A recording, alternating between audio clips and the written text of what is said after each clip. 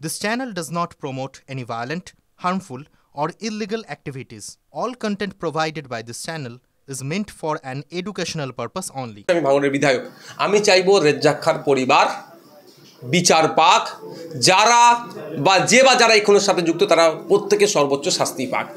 আমরা দেখলাম বেশ কিছু ঘন্টা অতিবাহিত হয়ে যাওয়ার পরে গ্রেফতার হয়েছে তিনি আবার শওকত সাহেবের ঘনিষ্ঠ। যে খুন হলো সেও শওকত সাহেবের ঘনিষ্ঠ, যে খুন করেছে যাকে এখন অ্যারেস্ট করেছে সেও শওকত সাহেবের ঘনিষ্ঠ। এখন শওকত সাহেব যাবে কোথায়? আমি অন ক্যামেরা বলছি, যদি শওকত সাহেবকে সঠিকভাবে জিজ্ঞাসাবাদ করা যায় এই খুনটার বিষয়ে, তাহলে অনেক রহস্য উন্মোচন হতে পারে। ইভেন সাথে সাথে বলছি, শওকত সাহেবের ওই দিনকে রাত্রে, যেদিনকে 10 তারিখ খুন হয় Razzak Khan, right side, left side, back side, front সাইডে যারা ঘিরে ছিল শওকত সাহেবকে, যে সমস্ত তার দলের নেতা কর্মীরা, এদের মধ্যেও অনেকের নাম দেখবেন আগামী দিনে আসতে পারে এই খুনের সাথে, তৃণমূলের কর্মীকে খুনের সাথে যুক্ত। শওকত মোল্লা সাহেব আজকে যেটা জানিয়েছেন, যে গ্রেফতার হয়েছে সে তৃণমূলের কেউ না এবং এর পিছনে আইএসএফের ষড়যন্ত্র আছে। গ্রেফতার হচ্ছে, নামটা কি? মোফাজ্জেল মোল্লা 2023 নির্বাচনে আমাদের কর্মীদের দিকে গুলি ছুঁড়েছিল, আমাদের এক কর্মী শহীদ হয়েছিল, একাধিক কর্মী গুলিবিদ্ধ হয়েছে, একটা কর্মীর পা কেটে বাদ দিতে হয়েছে ওই চালতাবেড়িয়ার অঞ্চলে। এই মোফাজ্জেল মোল্লা গুলি চালিয়েছিল। এই রাজনৈতিক পরিচয় হচ্ছে তৃণমূলের। ফ্যামিলিকে জিজ্ঞাসা করবেন সেও বলবে, ওকে জিজ্ঞাসা করুন ও বলবে। এবার আসা যাক, এই মোফাজ্জেল মোল্লা কিন্তু একজন প্রফেশনাল কিলার বললেও কম হবে।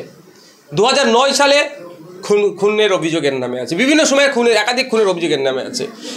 শওকত মোল্লার ছত্রছায়ায় থাকতো। আমি এটা বলছি, সিডিআর যদি বার করা যায় শওকত মোল্লা লোকেশান আর এই খুনির লোকেশান, বা 1 নম্বর ব্লকের কিছু নেতা, 2 নম্বর ব্লকের কিছু নেতাদের সিডিআর যদি চেক করা যায়, দেখবেন ম্যাচ করছে কাছাকাছি সব। কেন? তাহলে কি করছিল? এখন শওকত সাহেব যে কথা বলে ফেলেছে আর উগলাতে পারছে না, মানে প্রত্যাহার করতে পারছে না, ওই জন্য কোনো না কোনো অ্যাঙ্গেল থেকে আইএসএফ ঠেলতে হচ্ছে। কিন্তু ক্যালকাটা পুলিশের সিপি মনোজ বর্মা স্যারের সম্পর্কে যতটুকু আমি জানতে পারলাম, তিনি যে ইনভেস্টিগেশনের মধ্যে ঢুকে যায়, তিনি একজন এফিসিয়েন্ট অফিসার।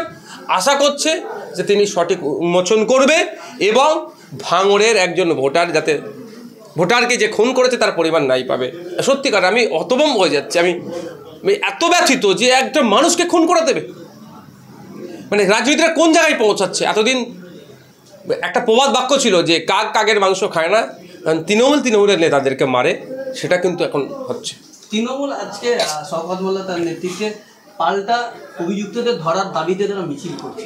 হ্যাঁ, এইভাবেই বলতে পারে। কেমন মিছিলটা কার বিরুদ্ধে কে করবে আমি খুঁজে পাচ্ছি না। হয়তো এই স্লোগান দিতে পারে যে তৃণমূলের নেতা রাজ্জাক খাঁর খুনি, তৃণমূলের নেতা মোফাজ্জেল খাঁকে সর্বোচ্চ শাস্তি দিতে হবে, এই ধরনের বলবে। আর নাহলে এটা বলতে পারে যে পুলিশ মন্ত্রী কেন তৃণমূলের নেতা মোফাজ্জেল খাঁকে গ্রেফতার করলো, জবাব চাই, জবাব দাও। এটা বলতে, এর বাইরে কি বলবে? বলার কি মুখ আছে?